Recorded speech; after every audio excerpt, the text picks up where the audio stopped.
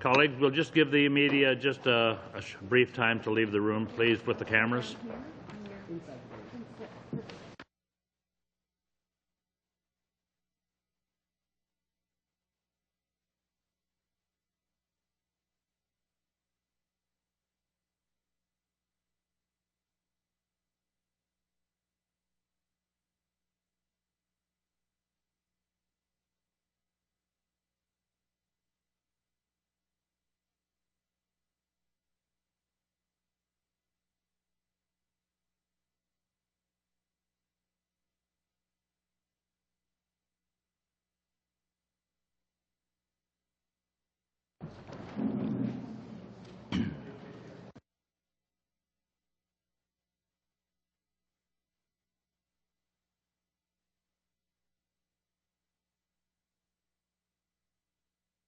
Colleagues, and welcome to the Standing Committee on Public Safety and National Security, meeting number 52. I welcome my colleagues back from the riding, and certainly we welcome Commissioner Paulson here today.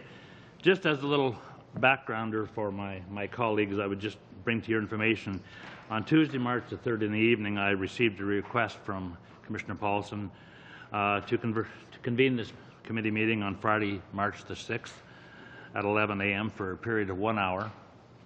To publicly display and discuss a video connected to the terrorist event here on October the 22nd. And as this had been previously requested with the motion passed by this committee, on Wednesday morning then early, I had a brief discussion with the clerk and subsequently sent out a notice of this meeting. I should also note, of course, just from a point of interest, a similar motion had been passed in the Senate. So today, this display and this presentation, we will allot Commissioner Paulson approximately 15 minutes to allow, of course, him to make the presentation, offer some comments, and present the content of a video.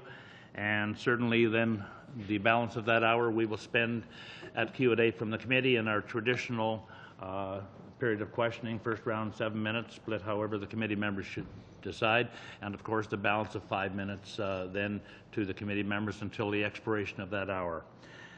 So of course the chair would also make notice that as the request of Commissioner Paulson, and as is also contained in the original motion, today's meeting is public and will be televised, and of course it is carried on the House of Commons Broadcasting Network, so that is for everybody's information. So at this point I will now turn the floor over to Commissioner Paulson for your presentation, and welcome again, sir. Merci, Monsieur le Président, membres du... Thank you, Mr. Chair and members of the committee. I appear before you this morning in response to your request to release the video related to the attack of October 22nd, 2014. We seized this video as evidence from the cell phone recovered from the car which was driven by Michael Zihaf Bibo after he murdered Corporal Cirillo and then stormed the grounds of this Parliament armed with a rifle. Of course, we all know he was killed by our brave RCMP and parliamentary security personnel, including the Sergeant-at-Arms who actively pursued him inside. I would also like to update Parliament, and through you, Canadians, on the state of our investigative response to this unprecedented attack on our Parliament. J'aimerais aussi faire une mise à jour. I would also like to update Parliament and, through you, Canadians, on the state of our investigative response to this unprecedented attack on our Parliament. Permit me to say clearly that the RCMP is engaged in an active criminal investigation to either establish or refute whether anyone aided, abetted, facilitated, counseled, or conspired with Zihaf Bibo to commit the crimes he did. Let me also say that if Zihaf Bibo had not been killed but rather taken into custody, we would have charged him with terrorist offenses. The Criminal Code provides the definition for terrorist activity at Section 83.01, Sub 1, Sub B. The RCMP believes on the evidence that Zihaf Bibo was a terrorist. Anyone who aided him, abetted him, counseled him, facilitated his crimes, or conspired with him is also, in our view, a terrorist, and where the evidence exists, we will charge them with terrorist offenses. Quiconque l'a aidé, conseillé, ou... Anyone who aided him, abetted him, counseled him, facilitated his crimes, or conspired with him is also, in our view, a terrorist. And where the evidence exists, we will charge them with terrorist offenses. To us, or our investigation, what kind of a terrorist Zihaf Bibo was, or if he was a particularly intelligent, sophisticated, influential, or personally disciplined terrorist. To us, it all turns on the evidence we collect, which we compare against the statute. What was he doing, and why was he doing it? The RCMP is not, nor should we be, in the habit of publicly discussing evidence or evidence collection during an active investigation. The RCMP asserts and zealously defends its operational independence in the conduct of its affairs. I am departing slightly from that practice in this case, having regard for the enormous public interest attached to this case and this committee's request of me. A bit about this video now and what accounts for the delay between October 2014 and today. I first learned about the video when I was briefed on its discovery during the forensic examination of the cell phone seized from the suspect's vehicle. It was the Sunday following the attack. I directed that a press release be issued that day. My thinking was that announcing the existence of the video would, while we were examining and assessing it, ensure against any subsequent criticism that we were concealing the existence of this evidence. What followed were dynamic discussions within the RCMP about the evidentiary value and the operational utility of this video. We had also to carefully consider what impact its public release could have, not only on this investigation, but what impact it might have on others. We weighed the video's release against the knowledge that it could serve to further radicalize and ultimately incite more violence. We considered that the video will be used by terrorist elements and sympathizers to facilitate recruitment, financing, and action. On this point, we remain concerned, but frankly speaking, that's not our place, it's not our role. But as one of my officers put it to me, if not us, then who? We have the video, and I think it's a fair question. This video is plainly evidence. Of that, there is no question. But just what criminality it is evidence of can only ultimately be decided by a court having jurisdiction to weigh and assess it. We aren't there yet, and so we in the RCMP have to ask ourselves how we can maximize its utility and probity at bringing forward a criminal case, if ever we do. Initially, I was inclined to release the video in its entirety, but I was persuaded by the operational decision makers in the investigation not to do so. Even today, as I show you the video, I must point out that it is not the entire video. There are a total of 18 seconds edited from the beginning and the end of the video, 13 seconds at the beginning and 5 at the end. I am satisfied that there are reasonable and sound operational reasons for these edits, and you will no doubt want to understand these reasons too. Unfortunately, for the very same reasons we have edited the video, I cannot explain to you at this point why we have done so. It is not lost on me either that the government is bringing forward new laws to strengthen the fight against terrorism. The release of this video at this time could be seen as seeking to influence that process. I assure you, I have no such motive. The video speaks for itself. It is what it is. Je sais aussi pertinemment. It is not lost on me either that the government is bringing forward new laws to strengthen the fight against terrorism. The release of this video at this time could be seen as seeking to influence that process. I assure you that I have no such motive. The video speaks for itself. I have teams of dedicated professional investigators and specialists working tirelessly to pursue this very case to its conclusion. And it's in everybody's interest to let them do what they do best, investigate. Through our inset structure, the RCMP has over 130 full-time investigators and staff presently working on this case. We've interviewed over 400 individuals, from the people he associated with in British Columbia to the people he rode the Greyhound bus with, to the people who saw him at the shelter in Ottawa. We know now that Zihaf Bibo became increasingly aligned with terrorist ideology in the last years of his life while living in the lower mainland of British Columbia and, for a short period, in Alberta. We know that in August 2014 he applied for a Canadian passport at a Vancouver location where he was later informed that a passport would not immediately be forthcoming and that his application was subject to further review. Beginning on September 23rd and continuing to October 2nd, Zihaf Bibo made his way to Ottawa by hitchhiking and traveling on a Greyhound bus. During at least one leg of the bus trip, he told other passengers that his purpose for traveling to Ottawa was to secure a passport. We now know that within 2 hours of arriving in Ottawa, Zihaf Bibo went to the Libyan embassy to renew his then expired Libyan passport. He was a dual national. He was told that his application would have to be sent to Libya due to discrepancies in identification documents. This process was expected to take 3 to 4 weeks to resolve.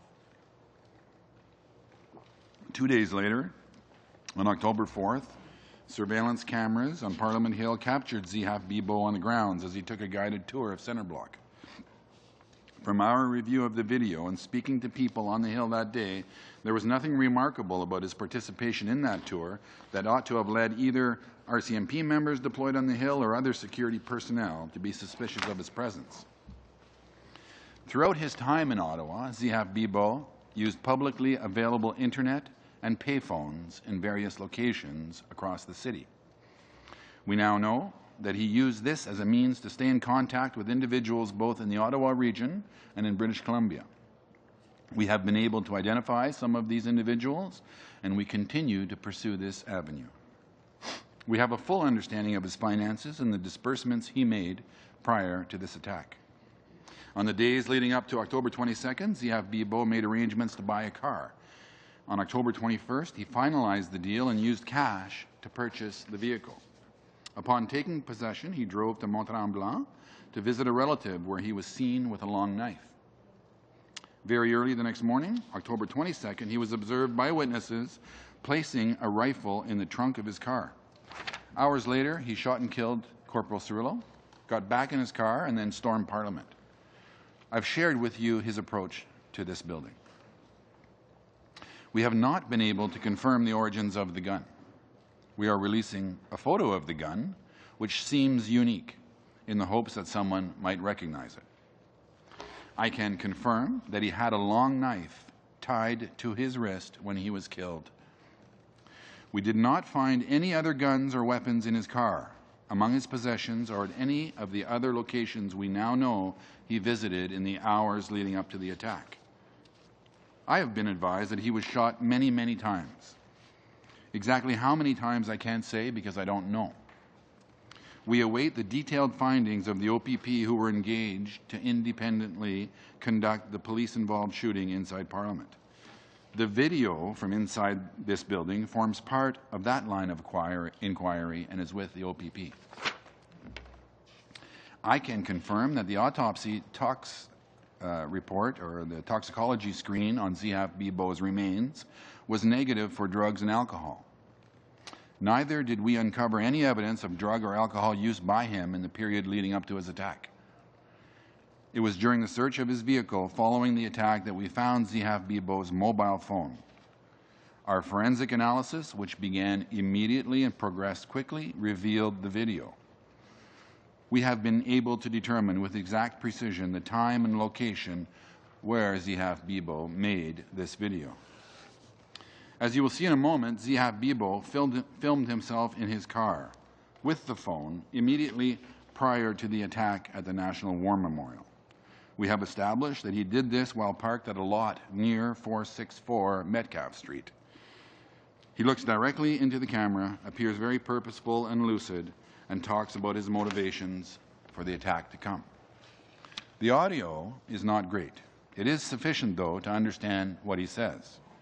Here is a transcript in both languages of what he says. Distribution of that. Very good.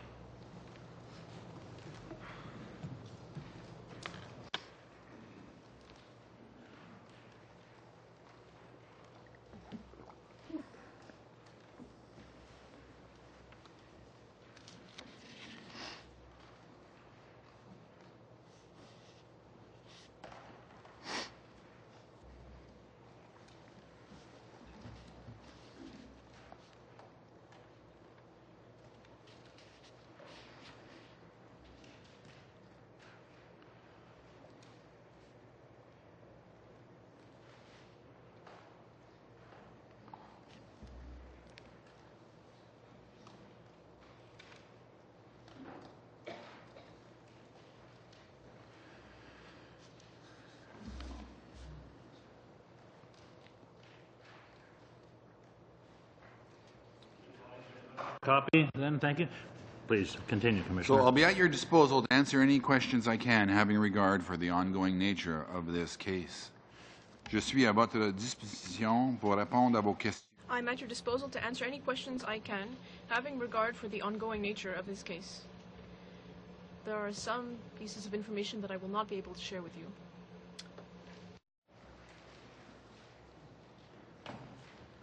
For those who are involved in listening to this movie, this is in retaliation for Afghanistan and because Harper wants to send troops to Iraq. So we are retaliating. The Mujahideen of this world, Canada's officially become one of our enemies by fighting and bombing us and creating a lot of terror in our countries and killing us and killing our innocents. So just aiming to hit some soldiers just to show you that you're not even safe in your own land. So you got to be careful. So may Allah accept from us. It's a disgrace you guys have forgotten God and have you met every indecency and things run in your land. We don't go for this.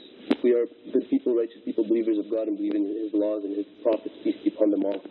So that's my message to all of you, and this, inshallah, will not cease till you guys decide to be a peaceful country and stay to your own and stop going to other countries and stop occupying and killing the righteous of us who are trying to bring back religious law in our countries.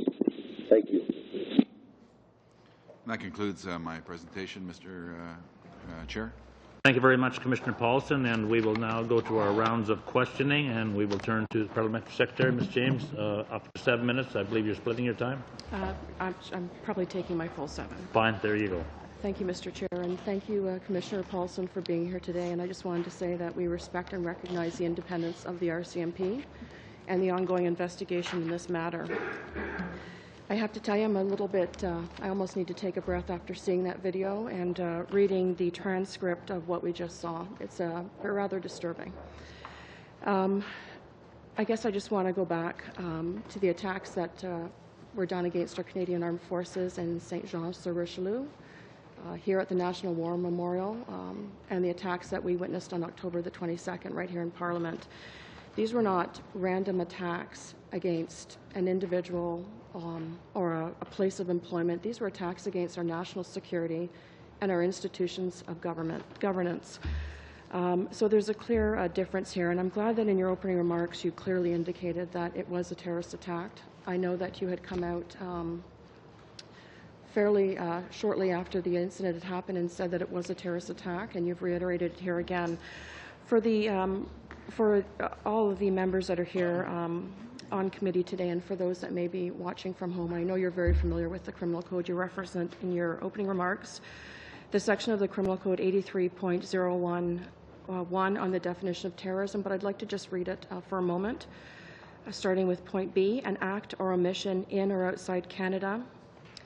Point I, that is committed, A, in whole or in part for a political, religious, or ideological purpose, objective, or cause, and B, in whole or in part with the intention of intimidating the public or a segment of the public with regard to its security, including its economic security, or compelling a person, a government, or a domestic or an international organization to do or to refrain from doing any act, whether the public or the person, government, or organization is inside or outside Canada.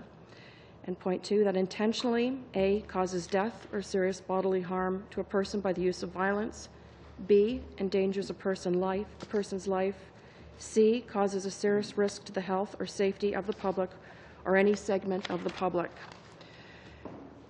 The testimony that you have provided, what we just witnessed through the video that you have provided, and the transcript that I read, this was a barbaric killing of an unarmed Canadian soldier. It was an attack against the very thing that represents Canada, the government of Canada. And reading the definition of terrorism, clearly what we saw on that particular day falls into that definition. Could you just confirm that that definition applies very clearly to what we witnessed here on October the 22nd? Well, thank you, Mr. Chair. I guess I would say this. In the course of our duties, in investigation, we collect evidence, and as I said in my opening remarks, we put that against the statute, and it seems squarely to fall within those parameters. We have seen a number of attacks around the world, recently in Copenhagen, in Paris, and in Sydney. Of course, October the 22nd and 2 days prior, right here on Canadian soil. There are a lot of similarities in all of these attacks, regardless of what country they happen to.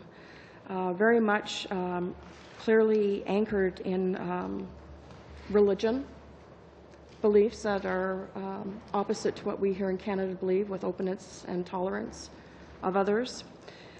And I think that witnessing this video, again, seeing the transcript that you provided and hearing your testimony clearly shows that there is a link between all of these attacks that we're seeing around the world. Could you comment on that, please? Well, thanks again for the question. I guess, when you say links in the police vernacular, we look for plain linkages, knowledge, relationships, connections. And so in that sense, there is not, but obviously to the heart of your question in terms of the motivations and the driving sort of ideology, they seem to be similarly motivated. Thank you. I wasn't referring to the individuals maybe connecting to one another, so I'm glad that you clarified that and specified motivation. So thank you. I perhaps used the wrong word, and I appreciate you correcting that for me. Thank you so much. I think the question that we have to ask, seeing this, knowing that many people have left Canada or allegedly have left Canada to travel overseas to possibly engage in terrorism, to join ISIL, can I ask if the RCMP is at a heightened state in general? Well, yes, we are. And, of course, we have said previously that we are at a very heightened state in terms of having to address the risk that we assess attaching to the individuals who have been identified as what we refer to as high-risk travelers or high-risk individuals within this counterterrorism framework. As I've said, I have not seen a tempo and a pace of operations like this. We have refined our practices in terms of priority management of some of these targets, but it is an unprecedented realignment of our resources to address that. Sorry, Mr. Chair, do I have some time left? In your opening remarks, you indicated that there was an autopsy performed or to see if there was any drugs or alcohol present, and clearly the evidence indicates that that was not the case. This was not someone that was under the influence of drugs or alcohol at the time of this incident. Is that a fair statement? Well, to continue on in the cop vernacular, none of the intoxicants that we screen for were noted. So they are typically alcohol, most of your common drugs, and opiate-based stimulants, and so on. So, it's limited by the scope of the tox screen. Very much, Mr. Thank you James, very and much, we will Mr. now Chair. go. Mr. Garrison, please, sir. Thank you very much, and thank you very much, Mr. Paulson, for being here today. I think, having seen the video, all of us find it a bit chilling, and I do understand your reasons for not being able to show the entire video. I look forward at some point in the future that may be possible. What it reminds me of course, first of all, is the death of Nathan Cirillo here, and all of us, I think, have him in our hearts and minds as we go through this incident. And the second thing it reminds me of is the day after the incident, when we, as parliamentarians, came back into the House and were sitting again to send that very strong signal to the world that we would not be cowed by this incident or the incident in Saint-Jean-sur-Richelieu, which resulted in the death of Patrice Vincent. So we will be looking forward to seeing the final report. I know that as a former police board member, you can never ask the police when the report is done, because it's done when it's done. But I do have two questions for you. In your presentation, you mentioned the issue of resources and the large number of people you have working on this case. And I'd like to ask you about a statement you made to the Senate Standing Committee on National Defense on October 27th, when you said you had to transfer 300 resources over to national security from other areas of policing. So this raises the question of whether you do have adequate resources to actually deal with the nature of the threats we're facing at present. So do you have any comments on that today? Well, okay. Thank you for the question. I think the answer to that is, yes, we have enough resources to deal with the threat that we're facing. But again, as you've referenced in my testimony at the Senate, and again today, we're taking now a little over 600 resources from other areas of our federal responsibility to transfer those full-time equivalent positions into the counterterrorism world. So, as I say, it's a question of prioritizing, and so we have enough people that are working these cases, but they're not doing what they're supposed to be doing. And could you give us some idea of where those resources are coming from? In other words, what you're shifting from in order to focus on counterterrorism?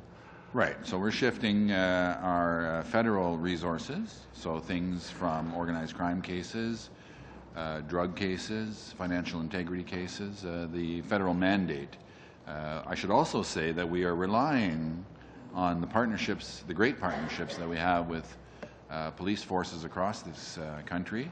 We have about 60 resources brought in from other police forces to work with us, and some of the major city police forces have been great in terms of stepping up and taking some of the load. So I think it's a phenomenon that is affecting all of the police community across Canada, and so that's the short answer. My second question has to do with counter-radicalization programs. You say in your statement that Mr. Ziaf Bibo would become influenced by extremist ideology. And so I'm really asking about the progress of the RCP strategy for counter-radicalization, which some have characterized as sitting on the shelf for a very long time. And so can you advise us what progress is being made on working with communities in particular to counter-radicalization? Yeah, I think, I don't think that's a fair characterization. It's not sitting on a shelf. Let me just start by saying that our responsibilities, the RCMP, our mandate, established by the RCMP Act, contemplates us doing a couple of things. One of them is to pursue and apprehend offenders. The other thing is to prevent crime. And in that sense, we have and always have had a very robust crime prevention approach to our responsibilities, and it's perhaps trite to say that if you can prevent crime, you don't have to investigate it. And it's getting to be very complex and very labor-intensive to investigate to a criminal justice outcome crime. So, that said, we have, as I've testified at this committee several times, talked about some of the things that we are doing in our terrorist prevention regime, from our counterterrorism information officers to our community outreach programs to now the application of what is commonly referred to as a hub kind of approach to dealing with opportunities, because not all of these offenders present, not all of these individuals present as high likelihood success stories for an intervention, for prevention action. So within our high-risk individual framework, we have developed a system whereby individuals are identified, and if they present a risk, our primary responsibility is to keep Canadians safe. And so we have investigative measures that we apply, judicial interventions sought, like a peace bond, that is one of the issues on this new legislation, to try and bring conditions to mitigate the threat. But in those people where we assess that they are good candidates for intervention, we will bring together a host of resources that already exist within many communities to try and intervene, to try and engage with family members, to bring in counselors, religious authorities, and others who can intervene to try and dissuade the individual from pursuing this path of radicalization. Thank you. I'd like to turn my last minute over to Madame Doyle-Lefebvre. Merci, Monsieur Garrison. Merci, Monsieur le Président, et merci. Thank you, Mr. Garrison. Thank you, Mr. Chair. Thank you, Mr. Paulson, for being here today. I think it's very important to go back and look at what happened on the 22nd of October. Is everything okay? Yes, great. Now, very quickly, I hope you'll be able to speak to us about, I know you're still doing the investigation, but when it comes to Mr. Ziaf Bibo, do you know anything about his background with regard to mental illness? Are you looking at that in the framework of your investigation? Thank you for the question. We're looking at every aspect of his life. We haven't found any particular warning signs of problems with mental health. At school, measures were taken, but overall, in our opinion, acquired does not speak to any mental health issues. As I've said in my first part of the answer, that there is a history of mental health issues for him, but we're not pursuing that in the sense of your question. Madame Durand-Fave, Ms. SECU, and Mr. Norlock. Mr. Norlock, you have the floor, sir. Thank you very much, Mr. Chair. Commissioner, thank you very much for the job that you and your members are doing for Canadians. And I know my friends across the way like to talk about process. They skirt around the edges of the real issues here, and that is the alarming increase in terrorist activities in Canada. And I know that you and your members have one of the greatest responsibilities, and that is keeping the citizens of Canada safe. Is, at this stage of the investigation, is it your opinion that of the 400+ people you have interviewed, that had they anyone taken the advice of both police forces, law enforcement agencies across Canada, and some members of Parliament like myself who have suggested and stated that if you see something that you think is wrong or someone's exhibiting terrorist-type behaviors or something suspicious, that you should contact the local authorities without jeopardizing the investigation? Did any of that occur during the statement taking or even before? Okay, well, again, thank you for the question. I would say this. I think that there were opportunities for some people to have recognized behaviors that ought to have been reported to the authorities. So yes, I think there were opportunities where some of the individuals who were close to Mr. Ziaf-Bibo, could have reported him. I would say also that it's important to understand that our active investigation is not simply focused on establishing the timeline of Mr. Ziaf-Bibo. The active investigation is pursuing those who may have contributed, actively contributed to his development and his radicalization. So in that sense, I just wanted to sort of frame up the investigation, that we are actively investigating individuals who may have contributed to his crimes. And would I be correct in saying that you and the members of the RCMP, as well as other law enforcement agencies and anyone else, would recommend to Canadians that if they see something or hear something that makes them suspicious, that they will not be criticized by their local law enforcement authorities? As a matter of fact, they would welcome the information to help thwart something terrible from happening down the road, like what happened here on October the 22nd.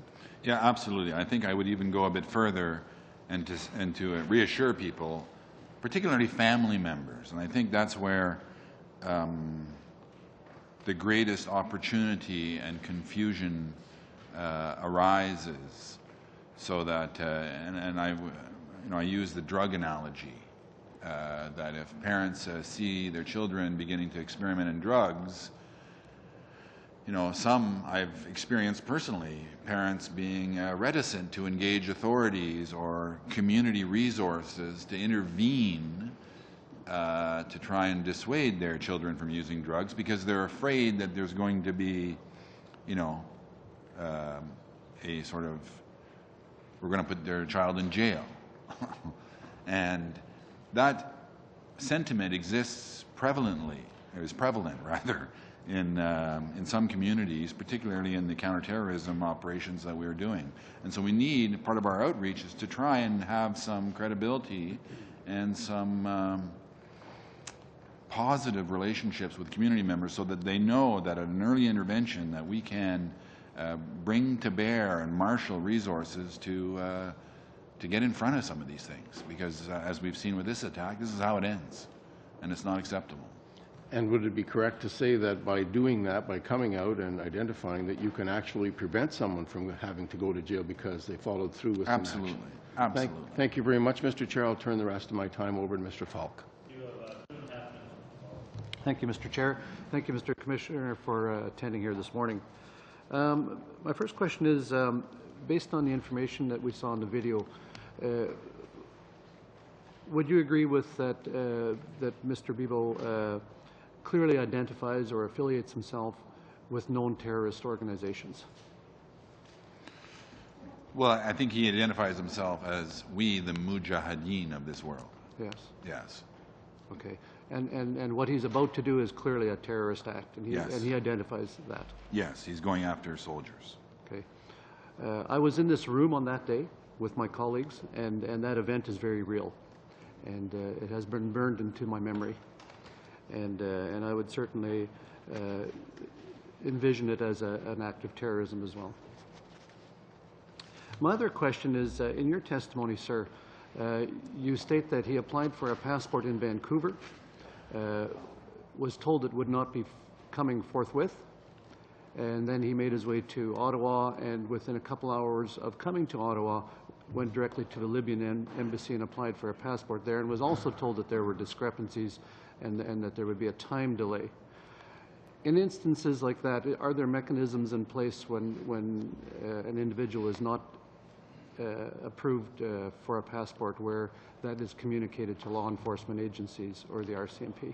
Yes, well, we have a standing task force that we've created with other agencies, the CSIS, CBSA, military is occasionally in there, CIC, passport people, to do that very thing, because I think we recognize that, you know, in this case, a sort of aggravating or triggering element to his experience was this frustration over the passport business. And so were we to get in front of a high-risk traveler and say the passport would be removed, we make those decisions in this joint operations center to have a view to, A, the propriety and legality of taking the steps that we want to do, but also the impact that it may have on other investigations, on other processes. And so it's a what we refer to as a deconfliction mechanism to say, if we're going to take somebody's passport away from them, how do we assess this individual? How do we assess his reaction to that act? And are we positioned to be able to intercept any sort of adverse action? So yes, quite an elaborate and what, you know, I'll call it sophisticated system of assessing. Fine, thank you very much, Mr. Falk. Our time is up now. We will now go. Mr. Easter, you have the floor, sir. Thank you, Mr. Chair, and thank you, Commissioner, for appearing and showing the video. And like others, it does bring back pretty sad memories of the day this act of terror and violence happened. I am a little concerned, I'll admit it right up front, that there is, and it's to your credit, that you've said the video is not complete, that there's 18 seconds edited out. And I've listened to your explanation. I guess how best, and I think that's going to raise some suspicions on what was left out and why. And I wonder, can you explain without compromising the investigation in any way why that part of the video was left out, or is what you have written in words the limit you can go? Well, I think I would say that, you know, I framed it as sound operational decisions or reasons. Part of the challenge in this case and in others is to ensure that the integrity of the investigative process is preserved. Not because we want to be secretive, but because at the end of the day, there's a whole big accountability hammer that comes down on us on how we've conducted ourselves and how we've investigated and how we've behaved and how we can demonstrate, you know, the purity of the evidence we are putting forward. So in that sense, you know, the reasoning, and believe me, we've worked through it. As I said, I was originally committed to having the whole video released, and as the operational decision makers began to engage me, as I do them, for reasons, why do you want to do this? Why don't you want to do this? Not unlike other cases. I mean, the rationale is there. Hopefully, it'll be available for review. I'm not in any way questioning your judgment. We accept that. I do raise it as an issue. We in Canada operate very differently in a terrorism alert system than they do in the United States. They have their color codes, etc. And I've always maintained that officials, government officials, police authorities had to be careful not to raise the fear factor, but certainly indicate to Canadians that they have to be vigilant. In Bibo's statement, he says, "So we are retaliating the mujahideen of this world," and he goes on to say, "We'll not cease until you guys decide to be a peaceful country and stay to your own," etc. Pretty serious language. Can you give us any indication where we're at in terms of threat of terrorist level in Canada as compared to over the last number of years? I mean, we do Bill C-51 coming up, but I think we need to be brutally honest with Canadians in terms of the concern, but not exaggerate the concern and claim there's a terrorist under every rock. Can you give us any indication in that regard? Yeah, well, okay, so formally, the Integrated Threat Assessment Center and the CSIS have set our threat level at medium. And that was widely distributed and understood, I think, which is an elevated level from where it was before. As I've said in response to some of the questions, or perhaps in my remarks, I've not seen the tempo and pace and volume of counterterrorism investigations domestically as I've seen in this last year. It's been an X equals Y kind of line going up. You know, I made what I had sort of tongue-in-cheek referred to as a rookie mistake of sharing a number with you of high-risk travelers that we were tracking, and then there was lots of questions about that. And you know, I don't know that a number is helpful. I just tell you that it's on the rise. It's on the increase. And from previously where we had transferred 300 resources from other operations into counterterrorism, now we've transferred over 600. Which leads me to, I think, which is also as great a concern, and that is operational resources, both human and technology, to both yourselves as the RCMP, to CSIS and others to do the job that they're asked to do. Just passing a law without resources is not going to do the job. The main estimates tabled recently show that there's a $132 million decrease in the RCMP's budget in 2014-2015 over the year before. You've indicated in response to Randall the switch in resources to counterterrorism. No question, RCMP would always like to have more money. I'm sure that as other agencies would. But is there a growing concern here that on the operational side, the resources are not being applied to both policing and RCMP and security agencies at the federal level to do the job you're asked to do? Well, I think it all turns on your very last sentence. on the job we're asked to do. So, as I said to Mr. Garrison's question, we are addressing the counterterrorism threat with resources from other areas. And we have now in the RCMP gotten to a point where we can be very transparent and very precise in demonstrating the impact that has. Because we are, the RCMP has had a bad reputation around this town in terms of lapsing money and not spending all of our budget. I tell you solemnly, we are on a year that's going to have a 0.5% lapse on our appropriation, which might be argued as bad management. But all our money is being spent.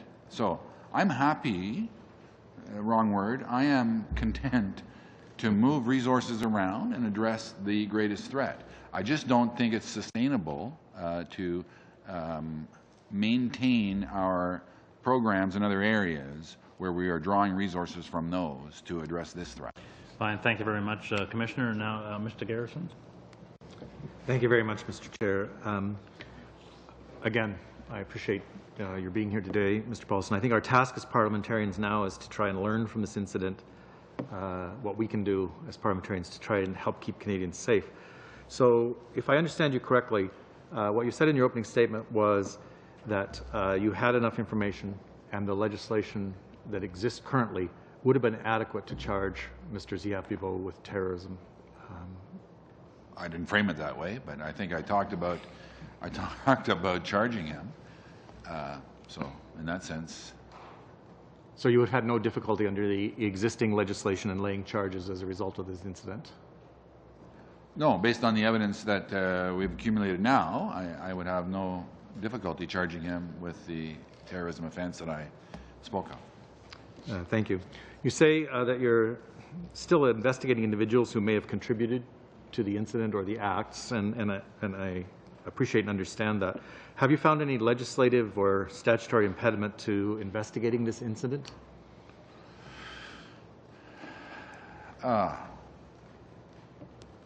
You know,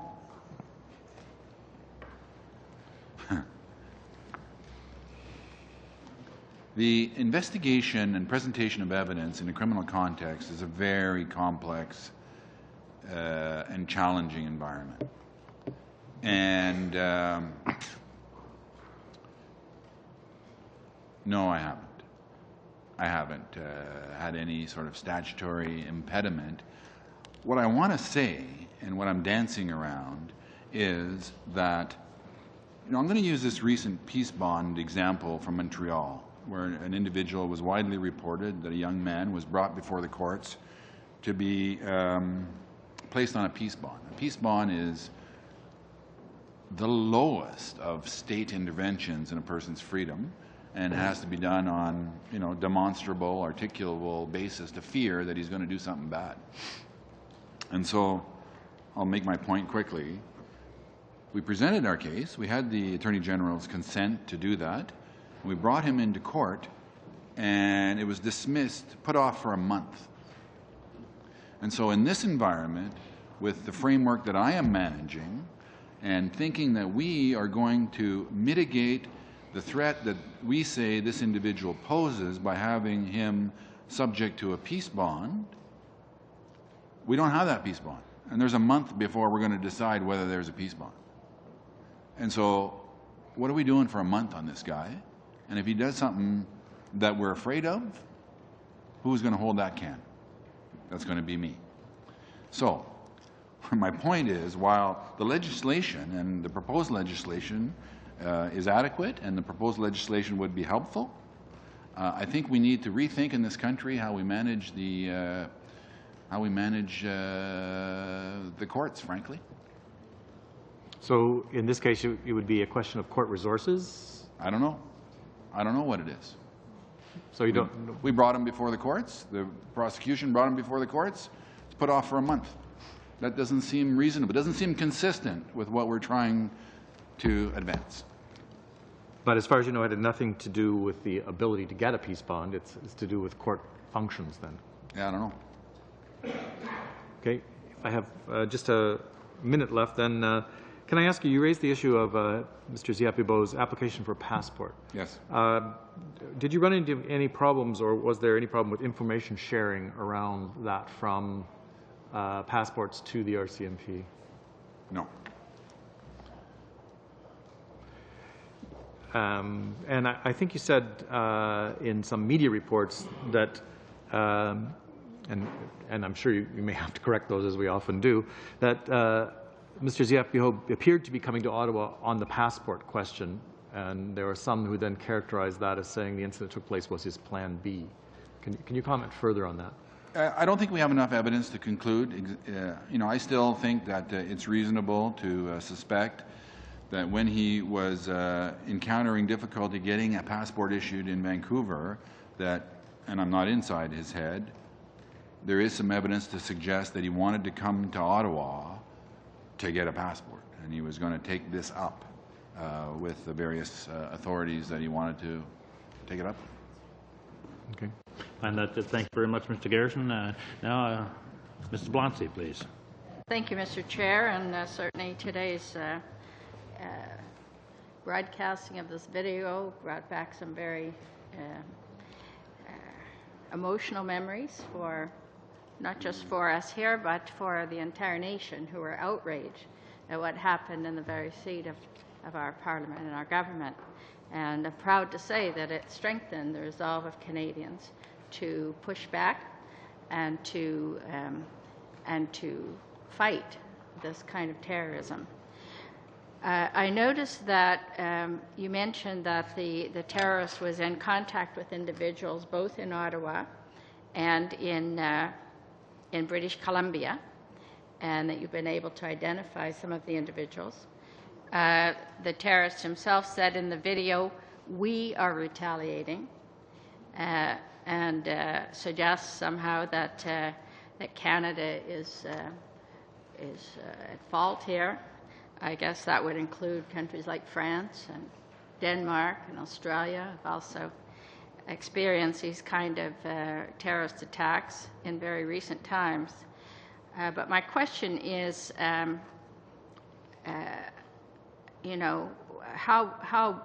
broad a network was involved in this attack in Parliament? Well, that's difficult to say. I think on the one hand, I might say, the entire sort of jihadist movement is an inspiring sort of state of being that is attracting and developing some of these individuals. And I also think, and I'm persuaded, that Ziapibo didn't come to this act alone. And so, I think the broader network, if you can call it that, is the movement, and then there are individuals within that movement that are more sort of tightly connected that would influence individuals like Ziapibo and others. Have you been able to identify some of the proximate actors in this act of terror and tie them definitively to the act? Well, no, because we haven't brought any charges yet. I mean, the objective of this investigation is to do just what you asked.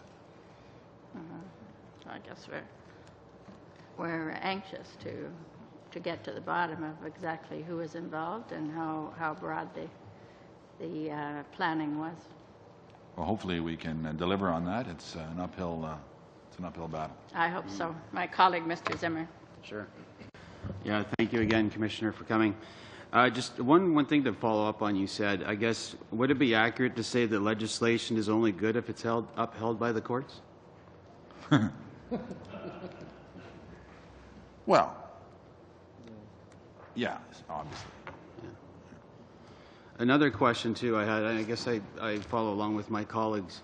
It's a little interesting being in the same room where just feet away was where the person came through with guns blazing, so it's interesting to be in the same room sort of dealing with it on the other side. So it's appropriate, too, in a lot of ways that we're back. I just wanted to say, I guess, a statement or to question on the basis of Canadians. What would you say in terms of, is terrorism a present danger in Canadian society, or what term would you use for it? Because, again, for us, we want to keep our citizens safe, as you just said. We want to do the same, but we want to live in a free society. I have kids, and I want them to live up a happy life like most people and parents do. What would you say to Canadians today? Well, and what I do say to people is, it's a growing threat. People, don't need to be afraid. People need to be engaged. People need to be aware.